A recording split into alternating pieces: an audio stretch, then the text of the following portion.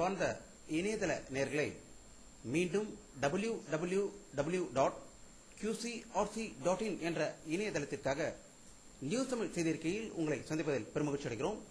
இன்று 11 ஜூன் 2009க்கான முக்கிய செய்திகளை தற்போது பார்க்கலாம்.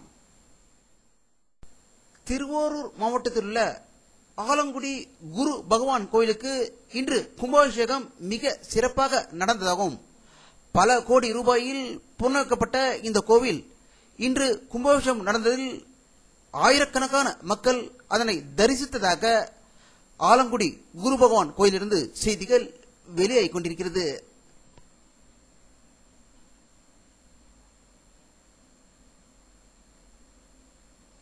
தமிழக முதல்வர் கருணாநிதி அவர்களும் துணை முதல்வர் திரு மு.க.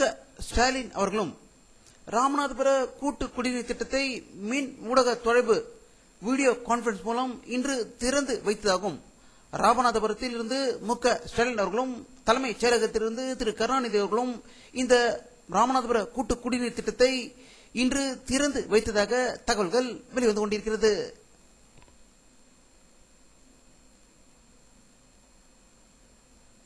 இந்திய கம்யூனிஸ்ட் கட்சி தலைவர் திரு த. பாண்டியன் அவர்கள் நிருபர்களை சந்தித்த போது தமிழகத்தில் சட்டம் ஒழுங்கு முற்றிலுமாக கெட்டு குட்டிச்சுவராகிவிட்டது என்றும் ஈழ தமிழ் மக்களை கொன்று குவித்ததன் காரணமாக உலகில் உள்ள மற்ற நாடுகள் ஆஸ்திரேலியா, கனடா போன்ற நாடுகளில் இந்தியர்கள் தாக்கப்படுவது அதிகரித்து இருக்கிறது என்றும் அவர் இன்று செய்தி வெளியிட்டுள்ளதாக தகவல்கள் வெளியாகிக் கொண்டிருக்கிறது.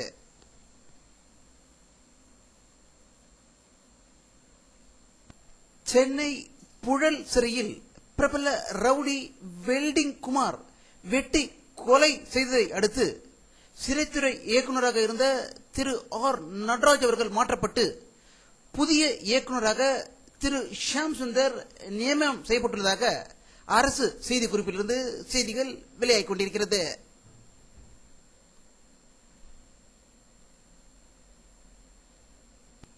கர்நாடக மாநிலம் தர்வார் அருகே கொய்காவில் உள்ள அணுமின் நிலையத்தில் பணியாற்றி வந்த சென்னையை சேர்ந்த விஞ்ஞானி திரு மகாலிங்கம் அவர்கள் திடீரென்று மாயமாகிவிட்டதாகவும் வாக்கிங் சென்றவர் திரும்பவில்லை என்றும் இவை நடந்து 4 நாளாகியும் இதுவரை அவர் வீடு திரும்பவில்லை என்று பெங்களூரில் இருந்து செய்திகள் வெளியாகிக் கொண்டிருக்கிறது.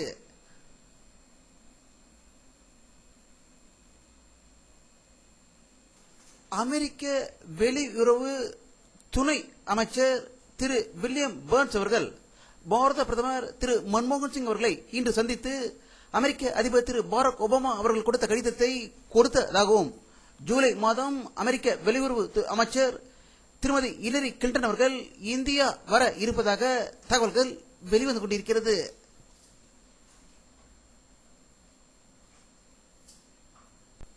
பாரத பிரதமர் திரு மன்மோகன் சிங் அலுவலகத்தில் உள்ளவர்கள் மற்றும் மத்திய அமைச்சர்கள் அனைவரும் அடுத்த 100 நாட்களில் மக்களுக்கு சென்றடைய வேண்டிய திட்டங்களை மிக வேகமாக செய்ய வேண்டும் என்றும் அதிலுள்ள ஓட்டைகளை அடைத்து மக்களுக்கு பயன்பெறும் வழிகளை உடனடியாக நிறைவேற்ற வேண்டும் என்று உத்தரவிட்டுள்ளதாக டெல்லியிலிருந்து தகவல்கள் வெளியாகிக் கொண்டிருக்கிறது.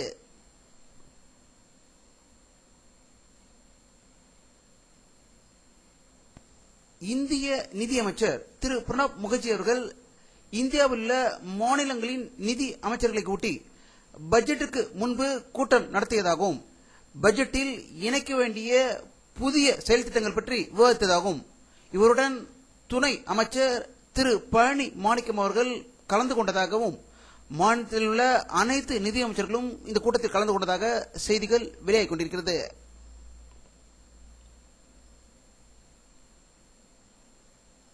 அமெரிக்க வெளியுறவு துணை அமைச்சர் திரு வில்லியம்ஸ் பர்ன் அவர்கள் பாரதிய ஜனதா கட்சி தலைவரும் மற்றும் எதிர்க்கட்சி தலைவருமான திரு லால்கிருஷ்ண அத்வானி அவர்களை இன்று சந்தித்து இருநாட்டு உறவுகள் பற்றி உரையாடியதாக தகவல்கள் வெளியாகிக் கொண்டிருக்கிறது.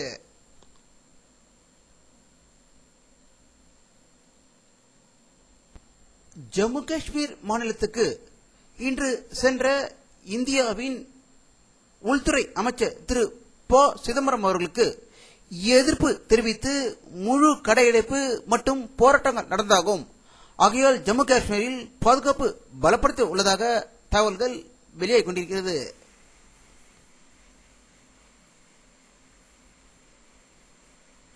முன்னாள் ரயில்வே அமைச்சர் திரு லல்லு பிரசாத் யாதவ் அவர்களுக்கு 62வது பிறந்த நாளை பாட்னாவில் சிறப்பாக கொண்டாடியதாகவும் அவருக்கு முன்னாள் மத்திய அமைச்சர் ராம்விலாஸ் பாஸ்வான் லட்டு கொடுத்து வாழ்த்து தெரிவித்ததாக பாட்னாவிலிருந்து தகவல்கள் வெளியாகிக் கொண்டிருக்கிறது.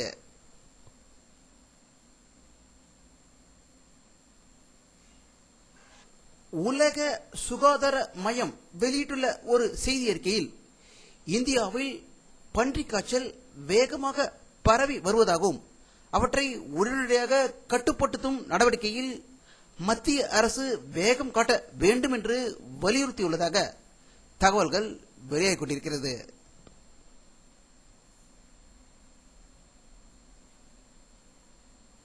இந்தியாவின் முன்னாள் ஜனாதிபதி திரு அப்துல் கலாம் அவர்களுக்கு இங்கிலாந்து நாட்டு குயின்ஸ் யூனிவர்சிட்டி டாக்டர் பட்டம் வழங்கி கௌரவித்து உள்ளதாக செய்திகள் வெளியாகிக் கொண்டிருக்கிறது.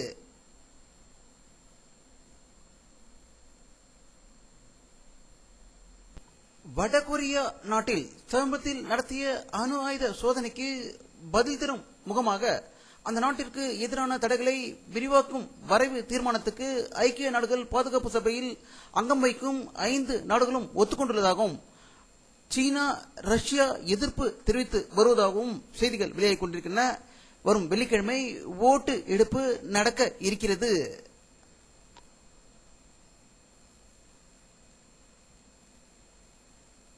லண்டன் நகரில் இயங்கும் பாதாள ரயில் ஊழியர்கள் 48 மணி நேர வேலை நிறுத்தத்தை துவங்கி உள்ளதாகவும் ஊதிய உயர்வு, வேலையிடங்களில் குறைப்பு மற்றும் ஒழுங்கு நடவடிக்கைகளை மேற்கொள்வதை கண்டித்து இந்த போராட்டம் நடத்தப்படுவதாகவும் இதனால் 35 லட்சம் பயணிகள் பாதிக்கப்பட்டுள்ளதாக லண்டனிலிருந்து தகவல்கள் வெளிவந்து கொண்டிருக்கிறது.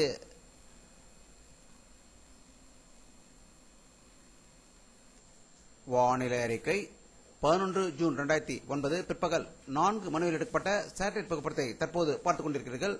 தமிழகத்தில் தருமபுரி, ஓசூர் பகுதிகளில் மேகங்கள் இருப்பதை பார்க்கலாம். தமிழகத்தில் மற்ற பகுதிகளில் வெயிலின் தாக்கம் இன்றும் அதிகமாக இருந்ததாகவே தகவல்கள் வெளியாகிக் கொண்டிருக்கிறது.